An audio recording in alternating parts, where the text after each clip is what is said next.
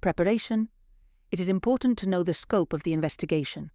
All questions should be asked during the preparation stage. Type of computer, make, model, serial number, hard drive capacity, user profile credentials, if encryption is present. After all questions have been asked, we can identify the appropriate tools for this process. If a physical acquisition is needed, or can a logic suffice for this investigation? Acquisition. Once the scope is set, the correct process of image acquisition should be in place. FTK Imager is a good tool to create forensic physical and logical images. The data should be extracted in an external device, encrypted and compressed. If possible, after the image is acquired, a backup copy should be created of the evidence and put it in a secure location. All documentation should be in place: chain of custody, collection logs, photographic evidence, and hash values. Analysis. Examining the data to uncover evidence and insights. Forensic software can be used to parse the Windows image. It can be a logical or physical image. The tool will help to categorize and analyze the type of data, Windows log review, login activity, and event viewer logs. The analysis can help to create keyword searches and a timeline of the event. If there are any anomalies or suspicious activity, analysis software can unveil this evidence. Reporting. Once the analysis process is complete, key evidence, document analysis, and other findings are compiled to create a final report. This report presents the results, methodologies, and conclusions to stakeholders. Additionally, graphical analysis and data carving can be performed, with reports exported directly from forensic software. External analysis may also be included as needed. Traffic analysis. The NTA is a method used to monitor the network activity and availability, to identify security and operational issues, and to identify anomalies. NTA monitors the package going through your network and has valuable information. This way, you're able to use this information to analyze a lot of details about what's happening on the network. It can find things like bandwidth, how much of the network is really being used right now, how much of the internet connection is being used, should the internet be upgraded or it is in a perfect place, what is using all of that bandwidth, if file transfers are occurring, streaming media, etc. To get more information about exactly what's using all of that bandwidth, other people on the network might be concerned about response times. If mission-critical applications are performing at peak efficiency, the packets going over the network can tell you a lot about the performance of the applications. If the network slows down, the details will be inside of those packets by gathering all of this information over a long period of time. Now it also starts to trend what might be happening on the network and perhaps even predict the future of where things are happening. This can be monitored using package sniffers, software or devices connected to the network, and during a long period of time can be monitoring the network, or if it's an isolated event, in a few minutes can find malicious traffic with the correct parameters. Packet sniffer. Packet sniffers is a tool to perform network traffic analysis. It can be either a software or a hardware tool to intercept, log, and analyze network traffic data. These packets are transmitted through a protocol stack known as Transmission Control Protocol/Internet Protocol, TCP/IP. The TCP/IP is broken into 4 layers: Application Protocol Layer, Transmission Protocol Layer, Internet Protocol Layer, Hardware Layer. Packet sniffer works by intercepting traffic rate as it passes over the wired or wireless network and saving the data into a file. This process is known as packet capture. For the wired networks, the configuration of the network switches are responsible for the communication between multiple connected devices. They determine if the traffic sniffer can see the traffic to the entire network, or it can create virtual LANs where the sniffer will only be part of, so it can limit the traffic. On wireless networks, the packet capture tool can only be used in one channel at the time. If it's required to scan more than one channel, the computer hosting the sniffer process will need multiple wireless interfaces. In Mac and Linux, it's a tool that is used to inspect data passing through a network interface, be it your Ethernet LAN or even wireless radio. These series of data are considered frames, of which include packets Wireshark, which has the ability to capture all of those fishy little packets that are sent and received over your network.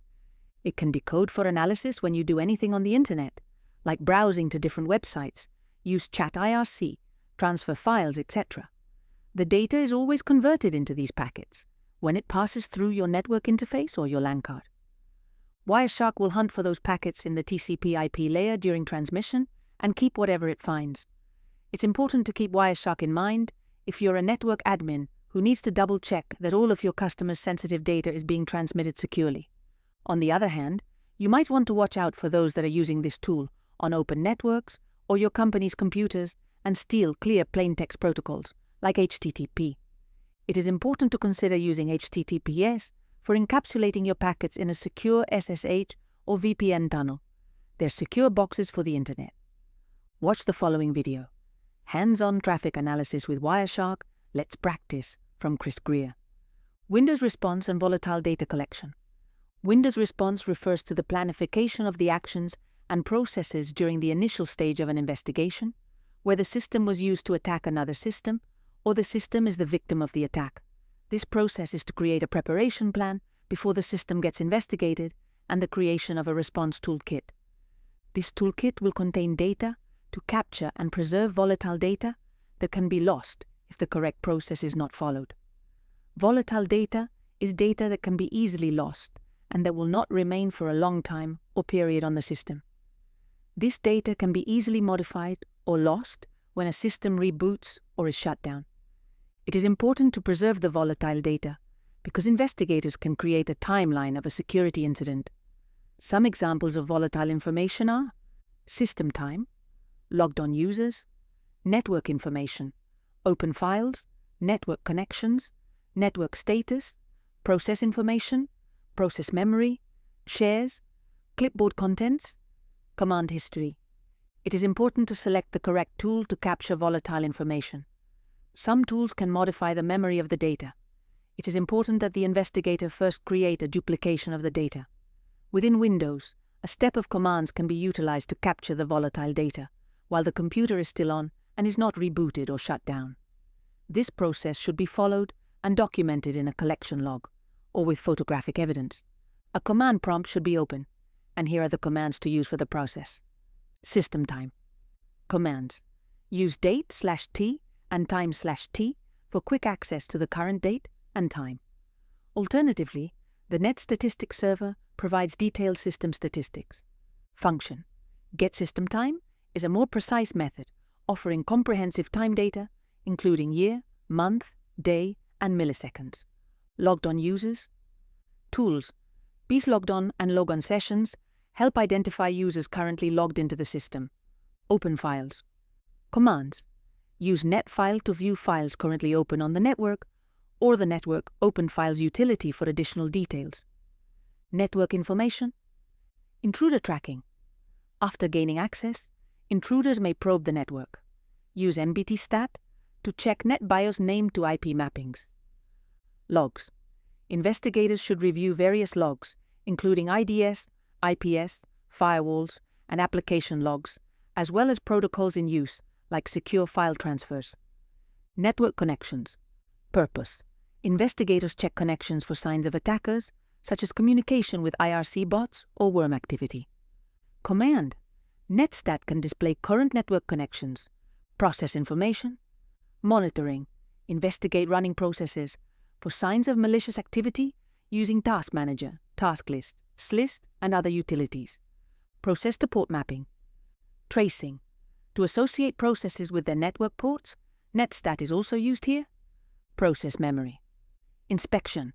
Check process memory for malicious processes using tools like Process Explorer, ProcDump, and Process Dumper. Network status. Analysis. Examine whether the system is connected to a legitimate wireless access point using ipconfig, promisdetect, and promcre. Print spool files. Forensics. Inspect print spooler files for sensitive documents or potential vulnerabilities. Tools like FreeHex Editor and UCCH-ECK can analyze metadata. Clipboard contents. Checking.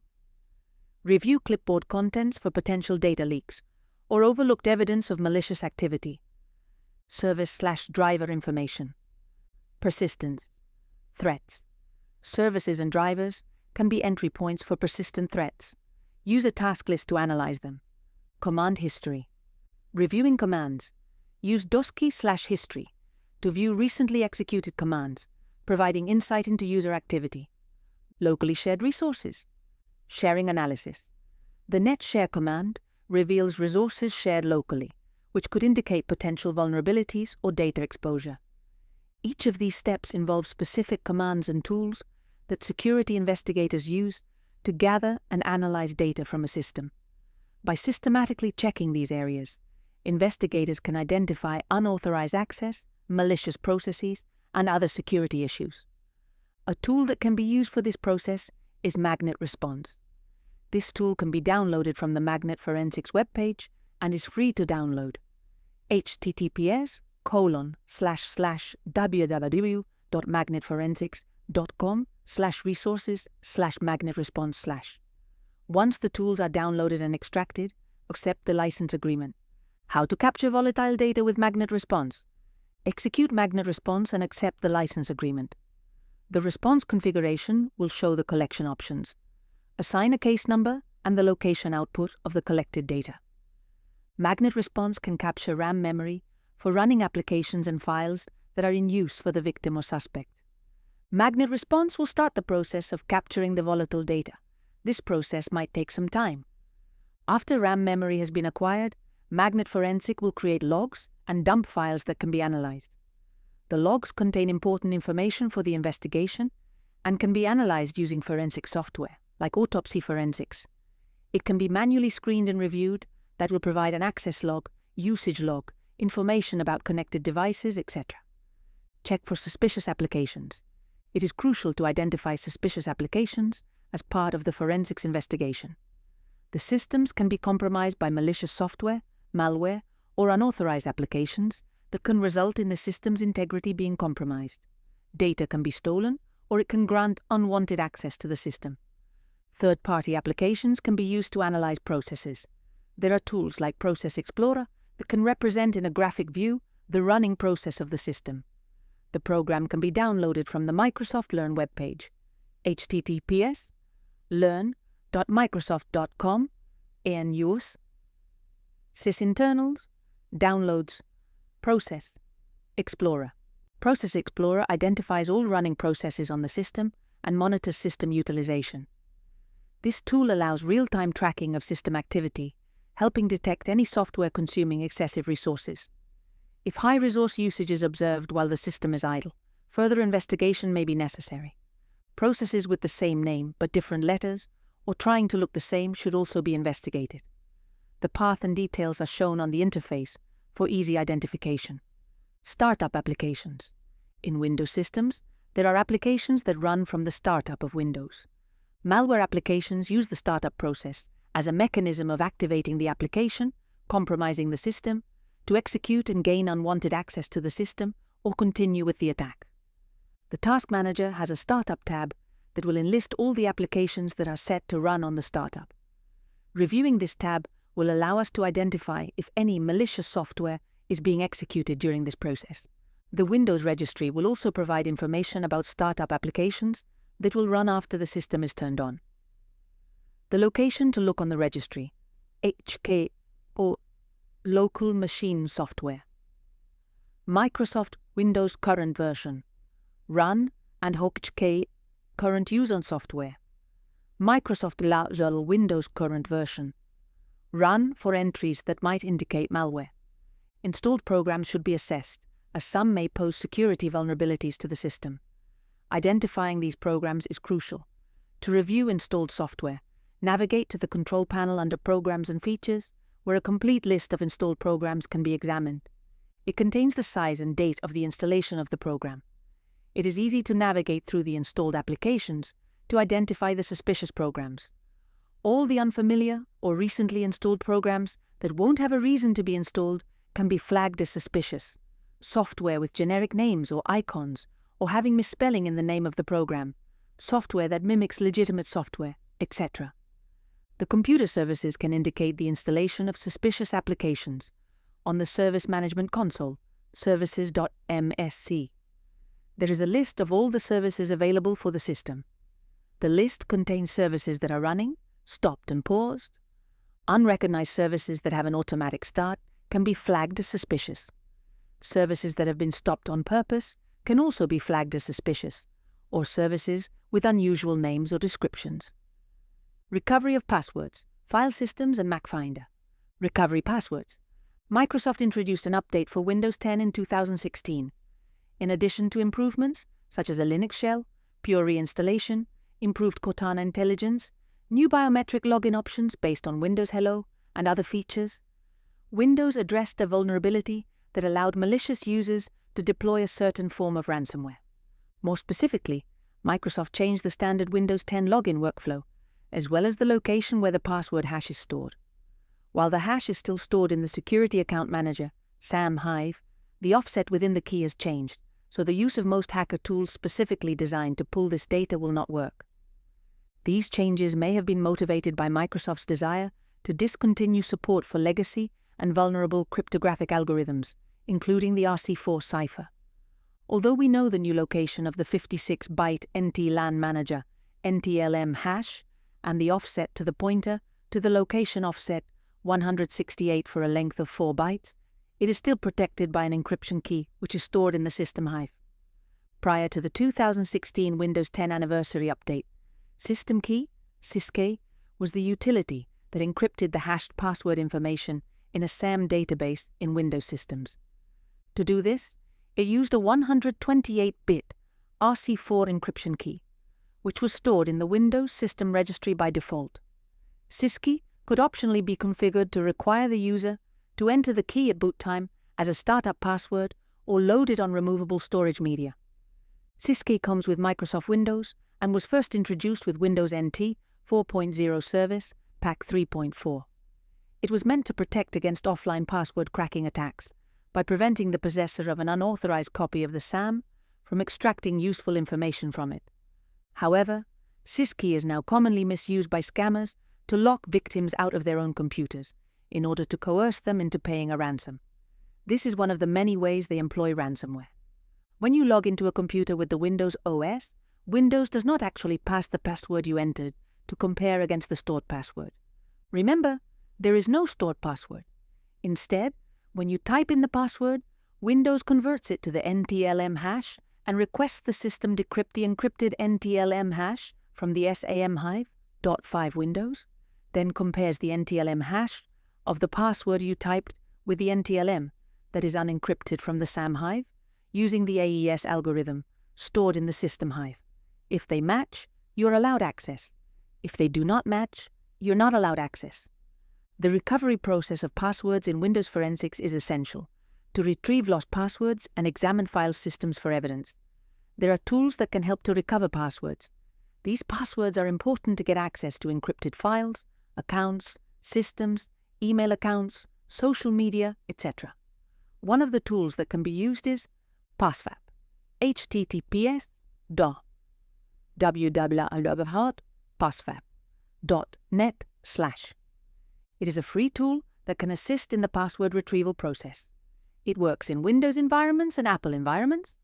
It can find local passwords and Microsoft accounts.